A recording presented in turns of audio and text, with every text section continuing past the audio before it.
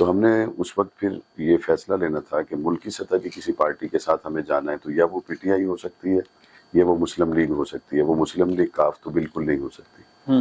اس وقت پھر ہماری پارٹی نے یہ فیصلہ کیا کہ ہمیں ملکی سطح کی کسی پارٹی کے ساتھ رہنا چاہیے جب ہمیں کاف لیگ اور نون لیگ کے درمیان فیصلہ کرنا ہو. پھر اس کے ساتھ ہمارے جنگ کے جو ترقیاتی پروجیکٹس ہیں وہ بھی میرے پیش نظر تھے. میرے جنگ میں یونیورسٹی جس کا افتتاح گورنر ملیک الرحمان صاحب نے کیا.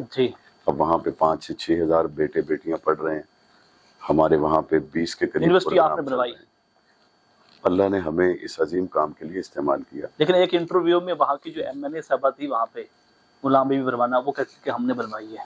ٹھیک ہے، اگر تعلیم کے لیے کسی نے بھی ہمارے ساتھ مل کے کام کیا ہو تو ہم تو کہتے ہیں کہ ہمارے ساتھ جتنے بھی لوگ شامل تھے ان کو چاہیے کہ وہ اس کا کریڈٹ لیں، چونکہ تعلیم اور صحت میں ہمارے شہر کو ضرورت ہے کہ ہم اس کو آگے لے کر جائیں. اور پھر گورنر ملیک الرحمان صاحب آئے، اس کا ہم نے افتتاح کیا. اور ہاسپٹل میرے جنگ کو ضرورت تھی. اب 200 بیڈ کا نیا ہاسپٹل، آپ ابھی جائیں جنگ وزٹ کریں، بلکہ اگر ممکن ہو تو آپ کے پاس کچھ تصاویر ہوں آپ اس پروگرام میں. غلام نبی بلاک جو بنا تھا جی 200 بیڈ کا بالکل میں ہاسپٹل نے دیکھا ہے. اب میں نے ان سارے منصوبوں کو مکمل کروانا ہے. میرے جنگ کے روڈ اربوں روپے کی گرانٹ میں لے کے آیا ہوں، وہ بن رہے ہیں. 1.25 ارب روپے کی ڈسپوزل کی مشینری ہم نے جرمنی سے امپورٹ کی ہے جنگ کے سیوریج کے مسائل کو حل کرنے کے لیے. ٹھیک ہے. تو میں نے میرے جنگ کے لوگوں کو پوچھا تو انہوں نے کہا کہ ہمیں حکومت کے ساتھ شامل رہ کر اپنے ترقیاتی منصوبوں کو مکمل کرنا. جیسے آپ نے سیوریج کی بات کی تو میں وہاں پہ وزٹ کر کے آیا تھا، شاید اس سے پہلے اتنا بڑا وہاں پہ پروجیکٹ نہیں، اس سے پہلے نہیں آیا. یہ آپ جنگ اکتوبر اور شوگر مل کے قریب چلے جائیں، وہاں پہ ہمارا تقریباً 90 کروڑ سے ایک ڈسپوزل بن رہا ہے. آپ جنگ سٹی چلے جائیں، وہاں پہ ہمارا 1.25 ارب روپے سے ایک ڈسپوزل بن رہا ہے. اور میرے اللہ نے چاہا بس حکومتوں کی ادلا بدلی میں ہمارے فنڈز متاثر ہوئے. اگر تسلسل کے ساتھ یہ فنڈز ہمیں مل جاتے، اب تک یہ منصوبے مکمل ہو چکے ہوئے تھے، تو 50 سال تک جنگ سٹی کے لوگوں کو سیوریج کی تکلیف نہیں ہوگی. یہ اتنا بڑا منصوبہ ہے. اچھا مولانا صاحب مجھے بتائیے گا کہ آپ نے وہاں پر سڑکوں کے جال بچھا دیے. ایک طرف تو آپ ظاہری بات ہے کہ آزاد تھے اور پھر پاکستان تحریک انصاف نے 3 سال گزارے، 1.5 سال جو ہے آپ نے پاکستان مسلم لیگ نون میں گزارا. تو کیا صورتحال دیکھی اور کتنے منصوبے جو ہیں آپ نے جنگ میں لے کے آئے؟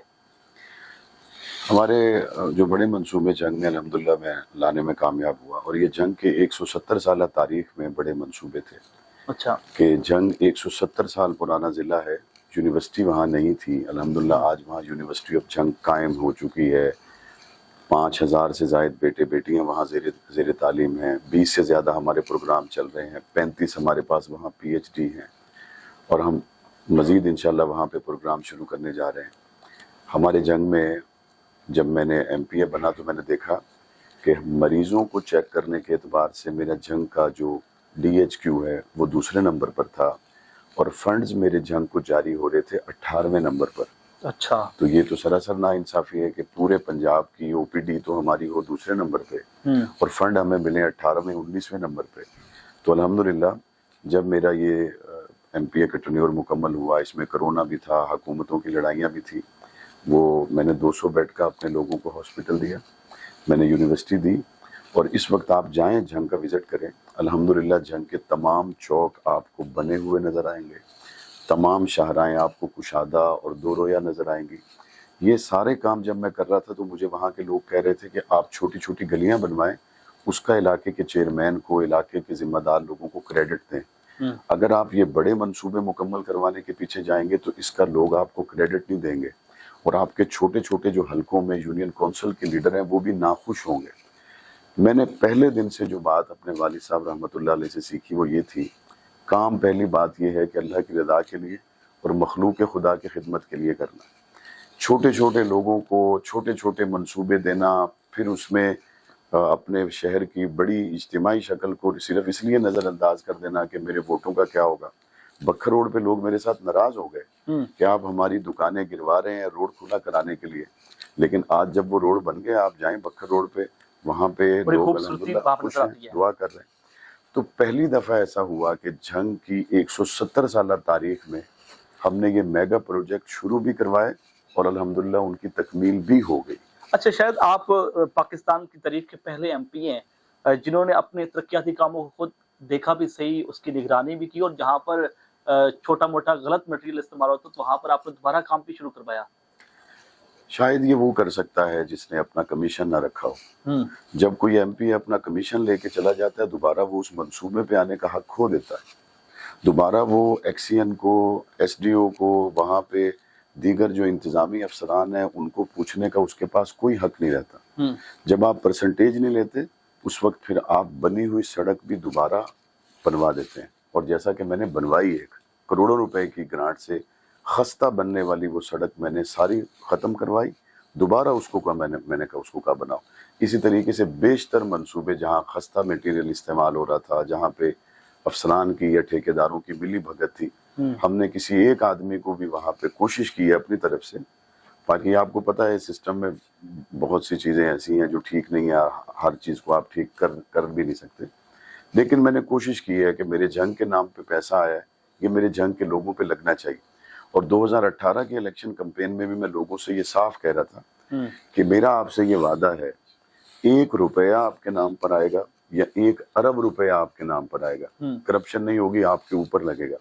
तो आप देखें, अगर थोड़े से टेन्योर में मैं अपने जंग के 5 लाख शहरी इलाके के लोगों के लिए इतना कुछ कर सकता हूँ, तो इसका मतलब है कि जंग को पसमानदा कहने वालों के लिए ये असल में चैलेंज है कि उन लोगों ने कुछ नहीं किया, खुद इसको पसमानदा रखा, बार बार इक़्तिदार में रहे, हुकूमतों में उहदे इंजॉय किए, कौमी और सूबाई सतह की, वफाकी सतह की उनके पास मिनिस्ट्रियाँ भी रही, महल्लात तो बन गए, लेकिन जंग के लोगों का हस्पताल बना है तो इस आलम दीन ने और इस आलम दीन के बेटे ने बनवाया, इस चटाई से आने वाले ने बनवाया। महल्लात लोगों ने तामीर करवाए, लेकिन यूनिवर्सिटी अगर जंग के बेटे बेटियों के लिए बनी है तो इस चटाई पे बैठने वाले ने बनवाई है।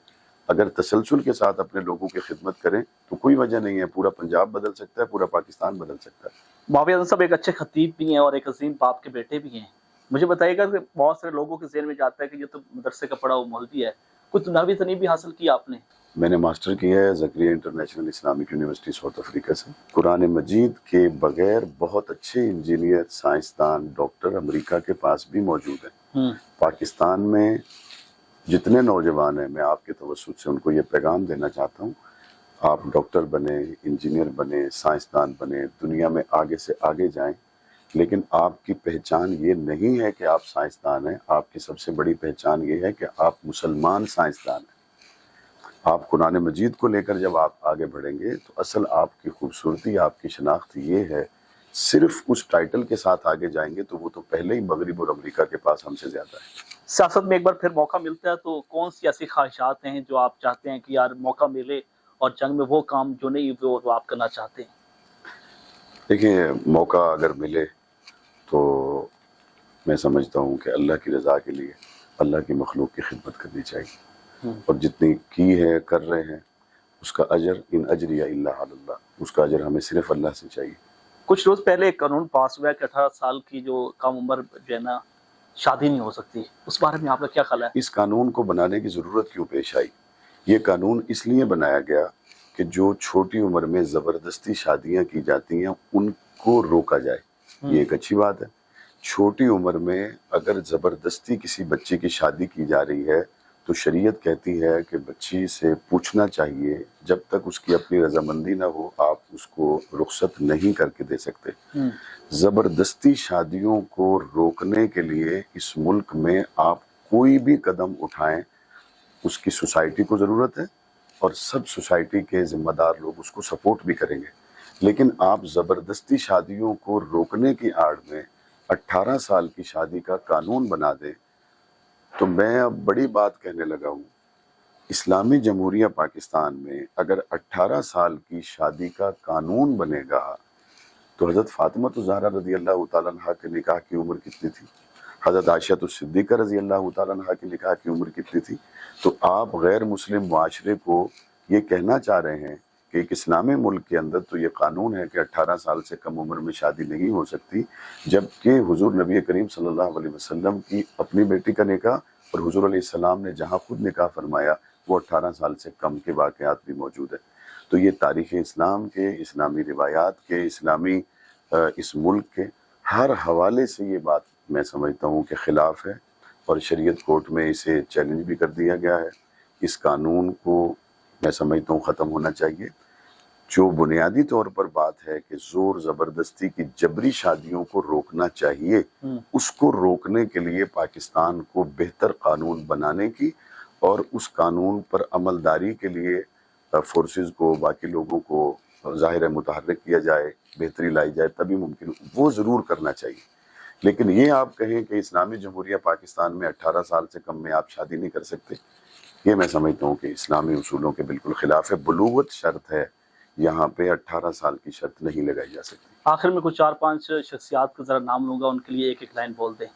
مولانا فضل الرحمان کے بارے میں کیا کہیں؟ آپ 4-5 کی بات کر رہے ہیں، میں نے سب کے لیے شروع میں ہی ایک لائن بول دی. بھائی 4-5 جو آپ نے نام لینے ہیں یا ابھی لیا ہے، سارے ہی اچھے ہیں.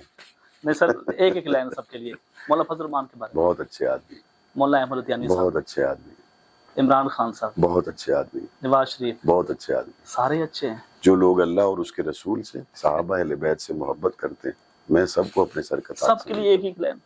ہماری دشمنی اللہ اور اس کے رسول کے دشمنوں سے ہے، ہماری دشمنی صحابہ اور اہل بیت کے دشمنوں سے ہے. جس دل میں حضور کی ختم نبوت کا احترام ہو، میں اس کی بے احترامی کیسے کر سکتا ہوں؟ جس دل میں حضرت ابو بکر صدیق کا احترام ہو، حضرت علی المرتضیٰ کا احترام ہو، میں اس کی بے احترامی کیسے کر سکتا ہوں؟ تو یہ تو علماء ہیں جن کے آپ نے نام لیے، مولانا احمد لدھیانوی، مولانا فضل الرحمان، یہ تو ہمارے سر کے تاج ہیں. نواز شریف ہو، عمران خان ہو، اس ملک کا کوئی بھی وہ سیاستدان جو حضور کی ختم نبوت پہ ایمان رکھتا ہے، صحابہ اہل بیت سے محبت کرتا ہے، پاکستان کی نظریاتی جغرافی سرحدات کے ساتھ مخلص ہے، آپ 100 نام لے دیں، میں سب کو اپنے سر کا تاج سمجھتا ہوں. بہت شکریہ ناظرین، ہمارے ساتھ موجود تھے سابق ایم پی مولانا معاویہ اعظم طارق صاحب، سیاسی سماجی شخصیت ہیں. آپ نے ان کی گفتگو سنی، آپ اس بارے میں کیا کہتے ہیں؟ کمنٹ سیکشن میں اپنی رائے کا اظہار کریں. اسی کے ساتھ اپنے میزبان ذیشان البانی کو اجازت دیجیے. اللہ کے پان.